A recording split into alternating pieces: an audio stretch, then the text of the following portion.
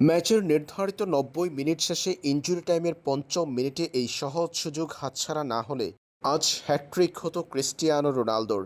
উজবেকিস্তানের বিপক্ষে ম্যাচে ষষ্ঠ মিনিটে গোল করে চিরপ্রতিদ্বন্দ্বী লিওনেল মেসির গোলের রেকর্ড ভেঙে দিয়েছেন রোনালদো। ফুটবল বিশ্বকাপের ইতিহাসে একমাত্র ফুটবলার হিসেবে ৬ বিশ্বকাপে গোল করার কীর্তি গড়েছেন রোনালদো। এর আগে যেটা ৫ বিশ্বকাপে গোল করার রেকর্ড ছিল মেসির। ২০২৬ বিশ্বকাপে নিজের প্রথম গোলের দেখা পাওয়ার পর পর্তুগালের জয়ে জোড়া গোল করে অবদান রেখেছেন রোনালদো। উজবেকিস্তানকে গোল বন্যায় ভাসিয়ে ফুটবল বিশ্বকাপের নকআউট পর্বে এক পা দিয়ে রাখল রোনালদোর পর্তুগাল। পয়েন্ট টেবিলে ৪ পয়েন্ট নিয়ে সবার উপরে তারা। উজবেকিস্তানের বিপক্ষে এদিন ম্যাচের ৬৬% বল দখলে রেখে ১৬ শট নিয়েছে পর্তুগাল, যার ৯টি ছিল লক্ষ্য বরাবর।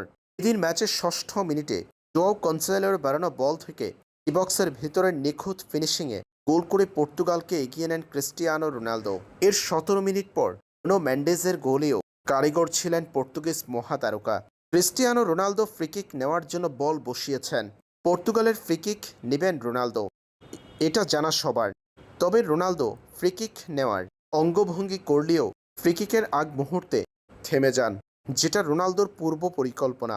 রোনালদো থামার সাথে সাথেই দূরপোস্ট দিয়ে ফ্রিকিক নেন নুনো মেন্ডেস, আর সেই ফ্রিকিক থেকে গোল করেন তিনি।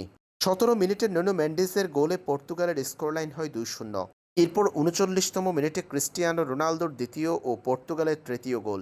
আরও একবার ক্ষিপ্র গতিতে ও নিখুঁত ফিনিশিংয়ে গোল করলেন রোনালদো। পরে দ্বিতীয়ার্ধে প্রতিপক্ষ উজবেকিস্তানের আত্মঘাতী গোলে পর্তুগালের স্কোরলাইন হয় ৪-০।